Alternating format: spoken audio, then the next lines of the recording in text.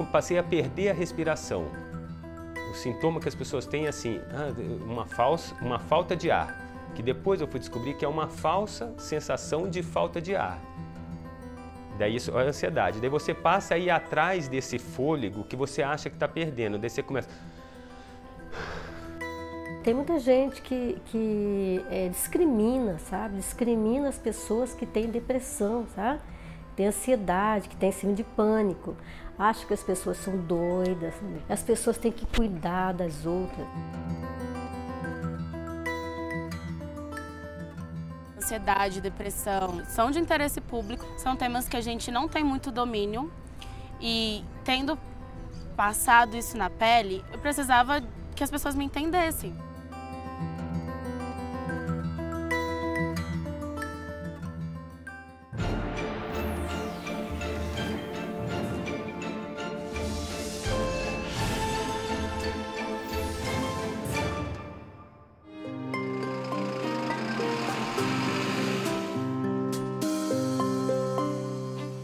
A ansiedade é um dos fatores de risco à economia global na atualidade.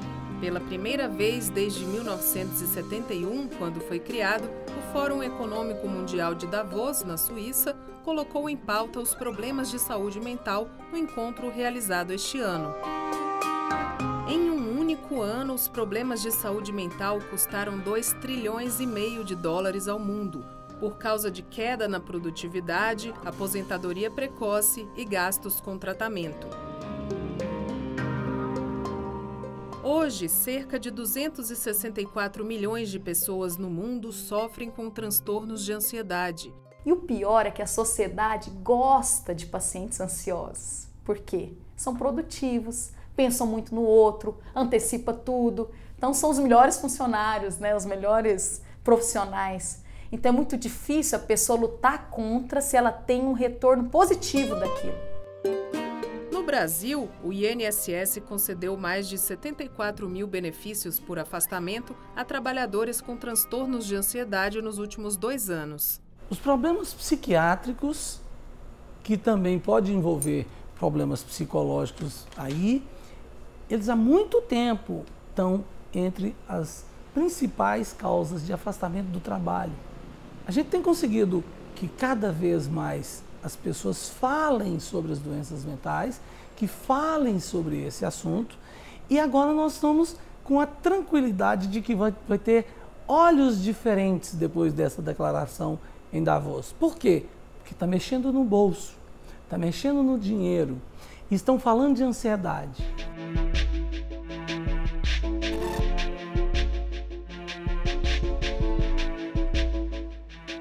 No início, o que me diziam, nossa, essa menina é muito ansiosa, era questões de comportamento assim que muita criança tem, assim, de vai ter uma festinha, eu não conseguia dormir, ou vou viajar com os amiguinhos, e aí eu ficava pensando nisso muito tempo. Mas eu só fui ter problemas com a ansiedade mesmo depois da fase adulta, talvez, quando eu já estava estagiando, trabalhando. A ansiedade é um dos primeiros sinais que o corpo dá para te dizer que você não está bem. Que alguma coisa que você está vivendo não está bem. Porque a ansiedade não aparece do nada. Ela tem a ver com uma questão existencial que minimamente é o que detona, o que provoca, né, que ela surja. Eu tinha um sofrimento, mas eu não sabia explicar, eu não sabia identificar, não sabia o que começava, não sabia como parar. E aí é desesperador quando você não sabe o que fazer, né? Eu cheguei a um ponto que eu andava na rua e ficava tão nervosa, se é que é essa palavra que eu posso usar, que eu desmaiava. E aí acordava assim, tipo, assustada, porque estava deitada numa grama, com as coisas espalhadas no chão. Eu vomitava, rangia os dentes, sentia formigar, sabe, a boca. E eu tinha tontura, eu tinha umas sensações bem físicas mesmo.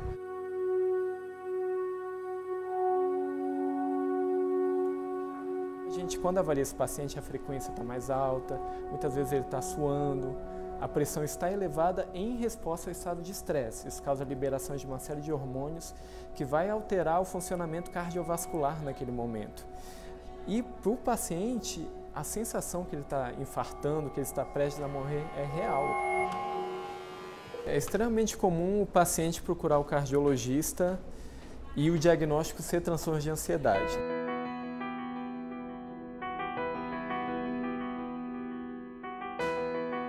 Tive um episódio muito ruim e fui resgatada pelo SAMU.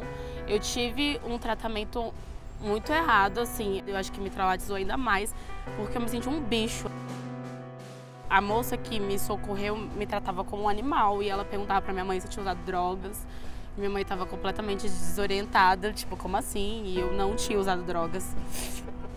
E ela parecia estar menosprezando, como todo mundo faz. Para quem tem ansiedade ou depressão, menospreza o sentimento alheio. A gente tem ansiedades agudas, por exemplo, como o transtorno de pânico, ou que o Freud chamava de neurose de angústia. Então, é um quadro muito rico, muito intenso. A pessoa, assim, ela repentinamente é tomada por um medo, um sentimento de que ela vai ficar louca, de que ela vai perder a consciência, ela pode ter vertigens, ela pode ter suores, ela pode ter transtornos gastrointestinais e aquilo é muito devastador. Precisei me afastar de todas as atividades da minha vida, faculdade, trabalho, tudo, por uns 15 dias. Eu sentia muita vergonha de mim, de ser eu mesma. Eu apaguei todas as redes sociais. As pessoas falavam muito pra mim que a minha vida era maravilhosa e que eu só tinha um outro lado pra enxergar ela. E eu só enxergava as coisas ruins. E isso era a mais pura verdade. Eu me apegava às coisas ruins que aconteciam. Como ele vive muito o lado negativo da vida, né, que ele antecipa sempre o negativo, ele quer se defender, ele, nesse desgaste, facilmente leva a um quadro depressivo. E muitas vezes, quando eles chegam comigo no consultório, parece uma depressão pura, mas quando você investiga, ela veio de uma evolução no quadro ansioso não tratado. Então a relação é muito grande entre ansiedade e depressão. Existem várias hipóteses na psiquiatria, inclusive se os genes são próximos mesmo, assim. E a gente vê que muito provavelmente sim. As plantinhas, né? Esse aqui é manjericão. Olha o cheirinho bom. Eu sentia, assim, muito triste, uma dor horrível, né? Porque a depressão se dá uma dor que você não aguenta, né? E ficava muito ansiosa. Qualquer problema ele se tornava muito grande para mim, tá? Isso aí não é bom, porque deixa você limitada. A minha irmã teve câncer, eu ficava agoniada, assim, com pânico e com medo dela morrer. A pessoa com esse tipo de angústia, ela está permanentemente assim, atenta ao meio ambiente, aos estímulos que estão chegando. Então, o que às vezes acontece? Ela gasta tanto empenho em manter-se nesse estado de atenção que ela vai cansando-se psiquicamente, ela vai se debilitando psiquicamente, e aí a gente tem os quadros do espectro ansioso depressivo. Então, aquela pessoa que está sempre preocupada, que está sempre pensando a próxima coisa que ela não vai conseguir fazer, que aquilo vai acontecer e que ela vai, às vezes, sem perceber, acelerando o seu ritmo mental.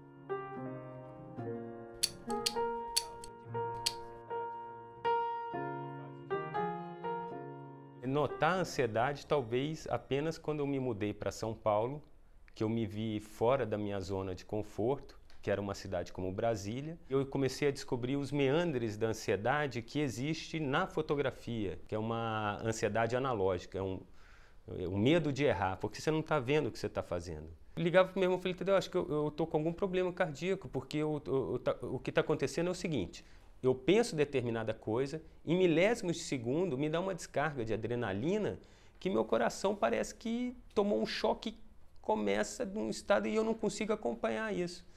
Até tem o nome do livro, paura, que ele fala, não, isso aí é paura. Eu até fui buscar no dicionário paura e vi que é medo.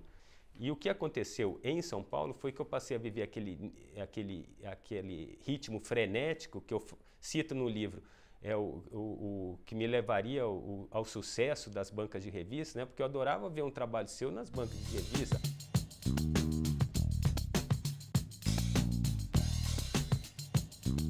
O que é a forma de vida numa grande metrópole como São Paulo? É uma forma acelerada, é uma maneira de estar num mundo onde o tempo está sempre curto, onde de repente a gente começa a se orgulhar disso, né? Quer dizer, então a pessoa importante, ela nunca tem tempo. Quanto menos tempo ela tiver, assim, mais realizada ela vai se sentindo. Isso cria uma espécie de vício, né? Em ocupar-se cada vez melhor, em aumentar o seu desempenho, em reduzir o tempo dos assuntos cotidianos. No mundo, o Brasil é o país que tem o maior índice de transtornos de ansiedade na população, 9,3%, o que representa mais de 18 milhões de pessoas. Quase 6% dos brasileiros vivem com depressão. Isso significa mais de 11 milhões de pessoas. A tendência global é inversa. Há mais pessoas com depressão do que com ansiedade. Por que o Brasil está em primeiro lugar? Tem a ver com violências, tem a ver com pobreza, tem a ver com desemprego, tem a ver com estresse nas grandes cidades, né? Com enfrentamento de trânsito, dificuldades dentro de um emprego. Então é uma sociedade individualista, competitiva, extremamente que valoriza a produção e o consumo. Se você parar para você ver o seu celular, não é só a quantidade de informação gigantesca que está à disposição. A gente vem sendo demandado o tempo todo algo que até bem pouco tempo atrás a gente não era. Eu falo que é o novo cigarro, né? A internet, né? O novo cigarro. Ou pega o celular, em vez de acender o cigarro, pega o celular na mão.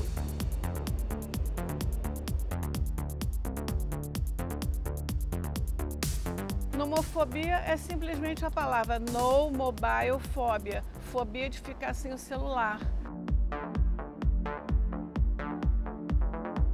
Que se estendeu hoje em dia a fobia de ficar sem qualquer tecnologia. Quando a pessoa é um dependente patológico de uma tecnologia e ela se vê impossibilitada de usar por falta de Wi-Fi, por falta de bateria, por falta de ter uma tecnologia em mãos, ela começa a ter sintomas de angústia, ansiedade, nervosismo. Eu nunca fui em psiquiatra, mas eu fico muito preocupado quando eu estou longe do meu telefone. Eu sabia o que as pessoas estão fazendo, o que elas estão postando. Teve uma vez que eu fui chamado a atenção no meu trabalho. Ah, o teu chefe chamou a atenção. Já fui chamado a atenção. E a gente passa tudo para cá para o banco. O DELET é um núcleo do Instituto de Psiquiatria da UFRJ que funciona desde 2013, recebendo usuários abusivos ou dependentes de tecnologia para avaliação e orientação e tratamento. A gente não sabe se a ansiedade leva à tecnologia ou se a tecnologia, essa busca incessante por coisas, faz a pessoa também aumentar a ansiedade. Tudo é uma questão de avaliação psicológica e psiquiátrica para que esse quadro fique bem claro e o tratamento fique bem direcionado.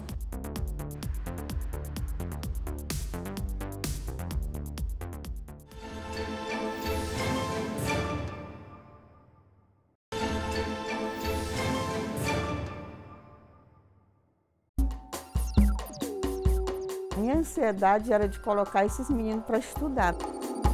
Esse é o meu filho, Lucas. Ele tem 25 anos. Eu tinha um desejo de morar perto das escolas, em uma cidade grande, para colocar os filhos para estudar. Então, se tornou uma ansiedade presente na minha vida, a questão da educação, da cultura. Um desejo ardente dos meus filhos virar doutor. E essa foi uma ansiedade positiva, então? Positiva, mas ela gera doença se você não souber controlar. Sabe? Você fica buscando muito, aquilo vai tirando o teu sono e a condição financeira às vezes não permite você chegar naquele ponto que você sonha. E aquilo gera uma situação já de doença, uma situação crônica. Por exemplo, uma situação igual estou hoje conversando com você, eu já estaria uma semana já suando, toda hora indo no espelho vendo se estava bonita, e ficava naquele sofrimento. Teria tido assim uma crise antes, se eu não tivesse o tratamento com a terapia comunitária. MISMEC é movimento de saúde mental comunitário. MISMEC vai aonde nós não temos dinheiro para ir.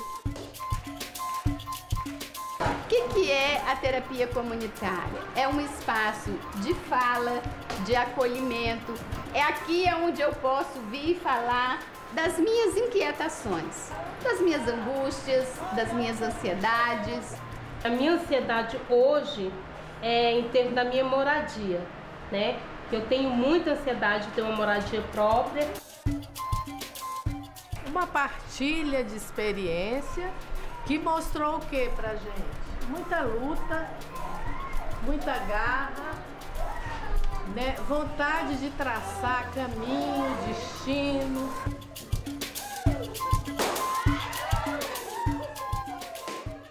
A gente tem trabalhado com mulheres de segmentos populares, né? Muitas dessas mulheres, elas se apropriam do vocabulário médico psiquiátrico, então elas falam em depressão, falam em síndrome do pânico, falam em transtorno de ansiedade, mencionam os medicamentos, inclusive, que muitas delas estão tomando, né? Mas quando a gente começa a aprofundar um pouco a conversa e pedir para elas contarem um pouco a experiência de vida delas e com o que elas relacionam esses sentimentos e o próprio sofrimento, o material que emerge daí é um material muito maior, né, do que simplesmente uma experiência patológica, né, que tu possa reduzir a um único diagnóstico. A gente tem no Sistema Único de Saúde, de uma maneira geral, né, pouco acolhimento para esse tipo de queixa, né, em geral isso é visto como um paciente que se queixa, mas não tem nenhum problema real. Sendo que a gente sabe que esse tipo de sofrimento, ele desencadeia uma série de consequências para a vida da pessoa, inclusive para outros problemas biológicos. A ansiedade piora diabetes, a ansiedade piora hipertensão, a ansiedade piora doenças cardíacas, a ansiedade piora várias outras doenças. Isso é tão verdade que quem mais prescreve os chamados ansiolíticos não somos nós, os psiquiatras, são os não psiquiatras. Mais de 2 bilhões de doses de antidepressivos e estabilizadores de humor foram ingeridos pelos brasileiros em 2018. Para os tranquilizantes, a marca é de cerca de 879 milhões de doses consumidas no país no ano passado. Em pesquisa divulgada em 2013, os benzodiazepínicos, uma das alternativas usadas no tratamento de transtornos de ansiedade, lideravam a lista dos 5 medicamentos controlados mais vendidos no Brasil, apesar de seu potencial de dependência. A estimativa era que 1 em cada 10 adultos recebiam a prescrição desse tipo de medicamento. Nós temos a restrição rigorosa dos chamados ansiolíticos. Por quê? Porque só deve ser usado porque tem doença e com controle e por tempo determinado. O Rivotril, eu não sei o que acontece, ele brota assim, né? Rivotril é o tipo de remédio que o psiquiatra usa só em casos agudos. E já tira, você já substitui por um tarja vermelha. Então, assim, então a gente tem do lado um monte de gente com preconceito, com tratamento, e um monte de gente se tratando da pior jeito possível, que é com Rivotril, com álcool, né? Que o álcool acaba dando uma amenizada na ansiedade inicialmente, mas depois ele piora a ansiedade.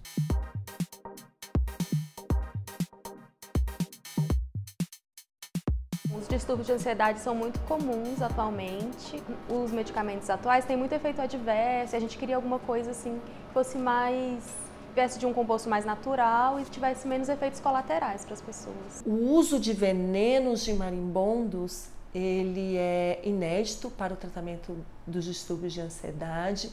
Nós somos o único laboratório no mundo que trabalha com esses marimbondos, inclusive que são marimbondos do Brasil. Por meio desse composto que a gente obteve do veneno do marimbondo, a gente começou a tratar os camundongos, né, para ver se realmente ele tinha algum efeito sobre a ansiedade ou não. E a gente viu que ele tem um efeito muito positivo, ele consegue se assemelhar a um efeito de uma droga, de um fármaco já utilizado hoje em dia, que é o diazepam, né?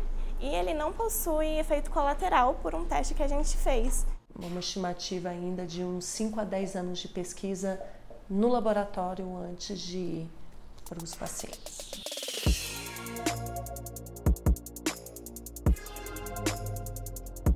Uns 11 meses atrás eu estava em casa e eu dormindo e eu acordei de supetão e sentindo um mal súbito,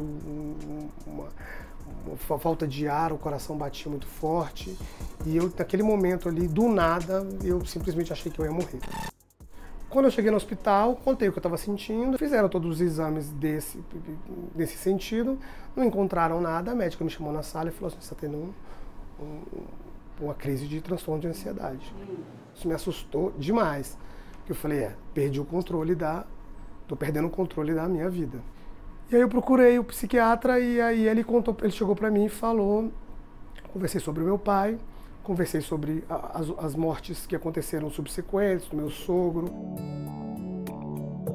O meu avô e o meu pai eram, assim, referências para mim. Então, eu perdi 3 grandes amigos e 3 grandes referências na minha vida, uma atrás da outra.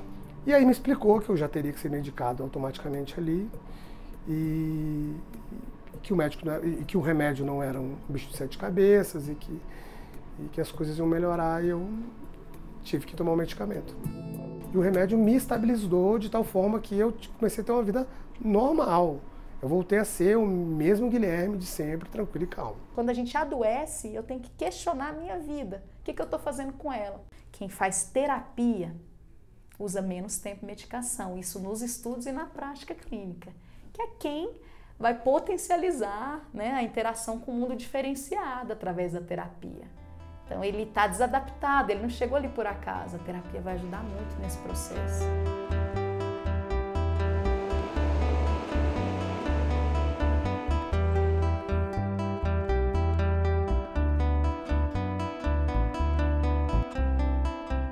Eu moro sozinha há 2 anos, quase, mas com a terapia, às vezes eu tava lá no quarto que eu montei, do jeito que eu montei, e eu pensava, meu Deus, eu sonhei com esse quarto a minha vida inteira. E eu pude fazer as coisas do jeito que eu queria. E aquelas mínimas coisas eram felicidades minhas. Tem 2 gatinhos que me amam e eu amo eles. E eu sou extremamente grata e feliz pelo amor que eles me dão. Então eu tenho que me apegar a essas coisas. Nós temos que pensar em incluir na nossa vida atividades, alguma coisa que nos relaxe, entende?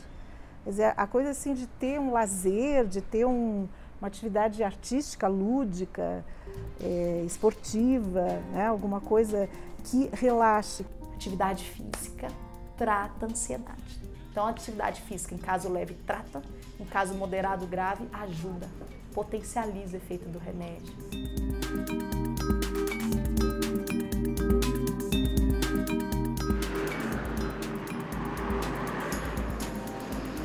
Durante esses 10 meses, 11 meses de remédio, eu vim trabalhando muito essa parte de fora, de alimentação, de mudança de rotina da vida, com esporte, com outras coisas, para me sentir melhor. Eu sempre gostei de esporte, mas eu sempre fui muito relapso. Agora é como se fosse um remédio. Estou substituindo o remédio por uma rotina de esporte diário.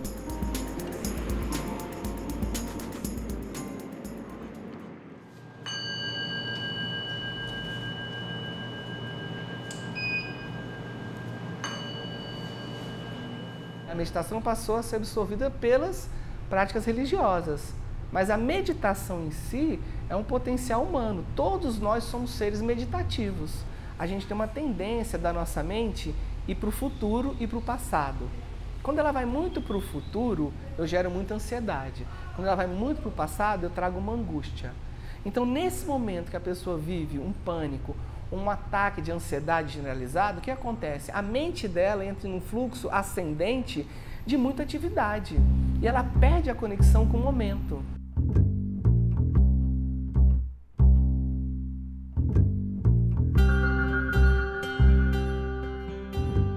Eu gostei bastante que eu consegui lidar com situações bem fáceis com mindfulness e situações bem difíceis. Tipo, eu vou sair da minha escola, que eu fiquei 4 anos na mesma escola e agora eu vou mudar. E aí, no último dia de aula, eu levantei e fiquei respirando na cama.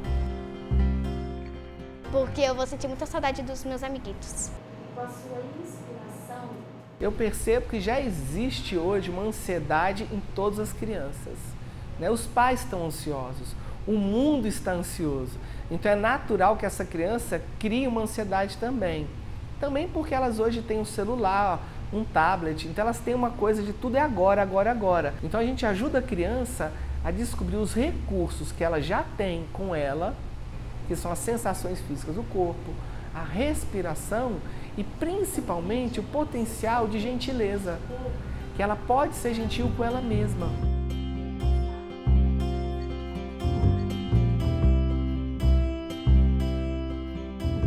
Eu sou muito ansiosa e eu tenho mania de arrumar as coisas. Com Mindfulness eu aprendi a me acalmar. Depois que, assim, foi passando as aulas, eu fui começando a me acalmar mais. Assim, quando ela me irritava, eu às vezes respirava.